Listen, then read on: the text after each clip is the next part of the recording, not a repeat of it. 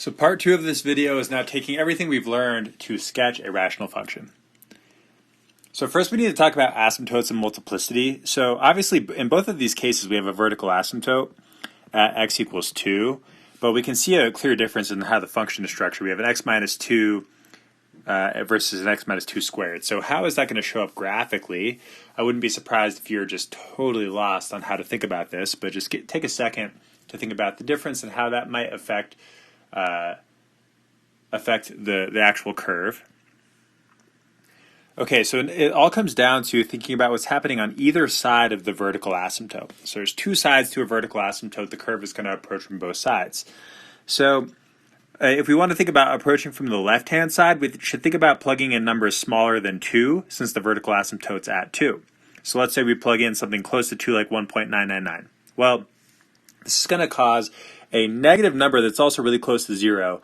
And we know that what happens at a vertical asymptote is we're dividing by 0, which is causing us to shoot off to a big output. But because we're dividing by a negative, it's causing us to go to negative infinity. But if we plug in 2.001, that's going to give us a positive number close to 0, so then that's going to cause us to go to positive infinity. So when the multiplicity of our asymptote is odd, that's going to mean that we're approaching different infinities on either side.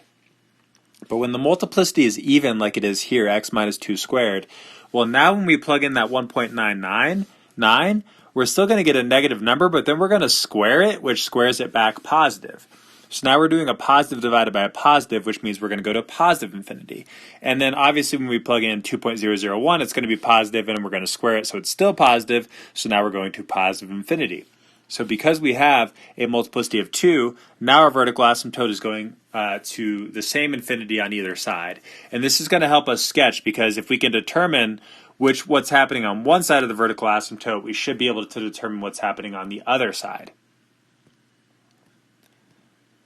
So we're going to start with this example. First, we're going to try to find vertical asymptotes. So look at the function, look at the factors, and see if you can determine the vertical asymptotes. You should pause until you've tried, and then unpause.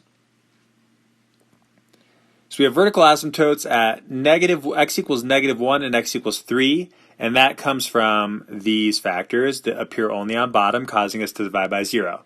So what we're going to do is just make a big old coordinate plane, and we've already labeled where the vertical asymptotes are over here, so we can just do a nice little sketch over here showing where they would show up graphically. So next, try to find the x-intercepts. Okay, so pause. Okay, the x-intercepts appear only in the numerator, so the only that appears only in the numerator is x minus 1. So that means we have a vertical asymptote at a 0 at x equals 1, x-intercept, and it's a multiplicity of 1, meaning we're going to cross, so that's important for later. So we just throw our x-intercept in here. Remember, this is our vertical asymptote at x equals 3, so then the x-intercept would fall here. Okay, next determine the holes. Okay, so we have a hole at -2, x plus 2 over x plus 2.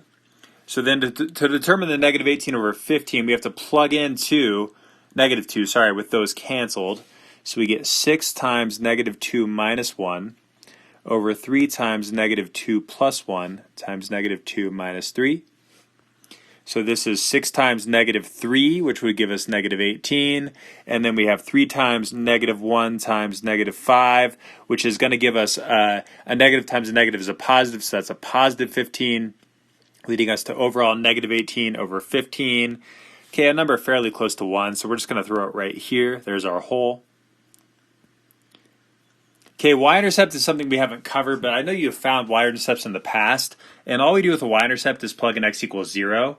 So we can get, and again, for this it doesn't matter, the x plus 2 and x plus 2 don't matter because they cancel, so we don't have to worry about those, but we can do 6 times 0 minus 1, and then 3 times 0 plus 1 times 0 minus 3.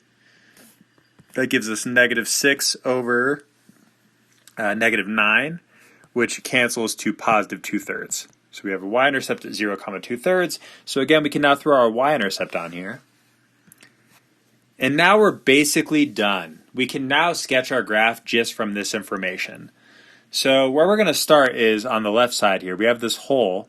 And what's happening around the hole? Well, we know we run into the vertical asymptote, and we must either go up or down from there. We know we approach the horizontal asymptote over time, which we're going to talk about how to find horizontal asymptotes eventually. For now, you can just plug it in at y equals 0. Or sorry, we did that in the first part of the video, right? So we know there's a horizontal asymptote at y equals 0. Okay, so what's going to happen? I mean, are we just going to randomly go up, up, up, up, up? No, we're not going to do that because, well, one, there's no x-intercept here, so we can't just randomly cross. And also, we must approach the horizontal asymptote over time. Okay, are we going to run into this vertical asymptote and randomly decide to go up? Nope, we can't do that because there's no x-intercept here, so we can't just randomly cross the x-axis. So the only thing that could possibly happen really here is that we just do something like this. We come through the hole, cross the we run into the vertical asymptote and go down. Okay, over time we run into the horizontal asymptote and just approach 0. Okay. So then now let's think about this middle section. We have to connect to these 2 points somehow, right? So we have to draw a line from this point to this point since they're both on the graph. So what's going to happen? Are we randomly going to connect them and then decide to go down? No, for 2 reasons. No, because there's no x-intercept here, so we can't just randomly cross. And 2, because we can't go the same way as this arrow goes because the vertical asymptote's at -1. They must go different ways. So we must just go up here. Okay, we know we're going to cross the x-axis here. We can't just randomly go back up because there's no other x-axis here, or x-intercept here, so there's no other time we're going to cross. So we must just approach that vertical asymptote like that. So it looks like this. Okay. And then there is graph happening over here, right? There is a graph happening because the only places where the graph does not exist is at this hole and at that vertical asymptote. So where must it be? Well, it must approach the horizontal asymptote over time, and it must go a different direction than this arrow because the vertical asymptote multiplicity 1, so it's just going to go up. So then that is our final look at what our graph is going to look like. Okay, so let's try another one. Pause the video, find all the key features, and see if you can come up with a sketch. And when you unpause, I'll be working through it. So let's look at what we have here. We have a x minus 2 and an x minus 2. And then we have an x minus 1 that's only on top, an x minus 3 that's only on top, and then we have these only on bottom. Okay, so let's do our x-intercepts. Those must happen at x equals 1 and at x equals 3. Okay, let's do our let's do our vertical asymptotes first. Vertical asymptotes happen at x equals 4 and at x equals 8. Okay, from those bottom factors. And then we have a hole at x equals 2. So 2 comma what?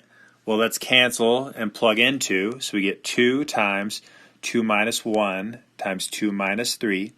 We're dividing that by 2 minus 4 times 2 minus 8. Okay, so what do we have? That is 2 times 1 times -1.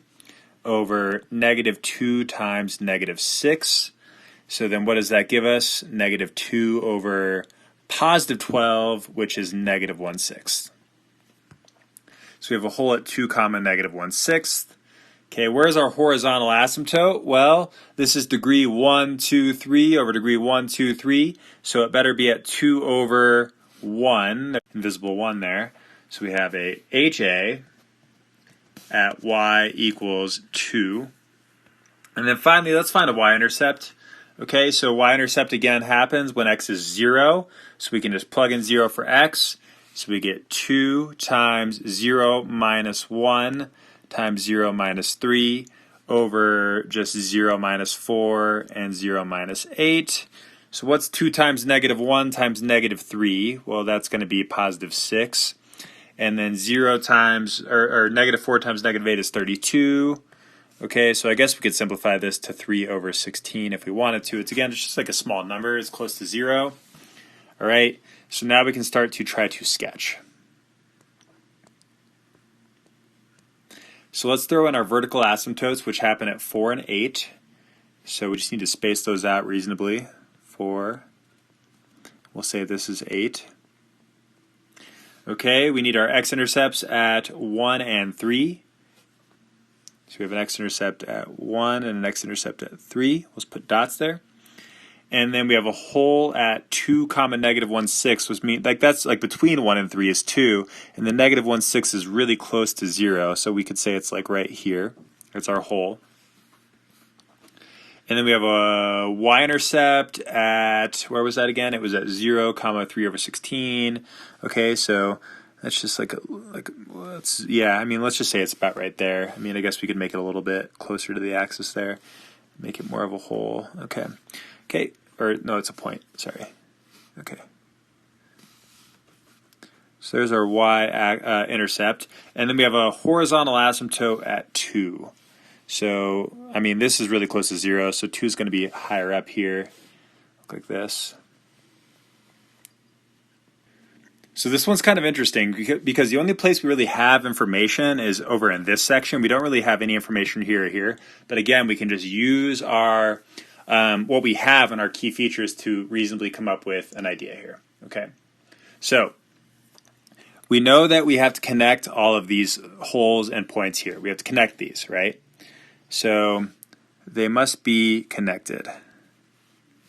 Okay. Then what happens after that? Well, if we consider what happens after we go through this y-intercept, we must just approach our horizontal asymptote because it is there, and we must approach it as x goes to infinity. Okay. From here, there's no chance that we randomly come up and go back down because there's no other x-intercept here. So we must just run into this vertical asymptote and go to infinity, like that. Okay. So then what's happening in this middle section? Well, there's no x-intercepts, right? So there's no place where we cross the x-axis. And we have our two vertical asymptotes here. We know that this one's going up, so this one must come down. So we must be going down here. And then we don't cross the x-axis because there's no x-intercept. So we must just do something like this where we come back down and approach the other vertical asymptote. And then since we went down on this side, we must go up on this side. And again, there's no other x-intercept over here, so we must just be up and then must just be approaching our horizontal asymptote. Okay, so there's our nice sketch of our graph, just using our key features.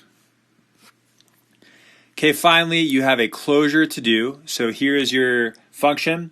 Find all the key features, label all the key features clearly for me, and then throw them onto a coordinate plane and give me your best sketch of that graph. Okay, so you'll submit that work to Google Classroom, and then you are done.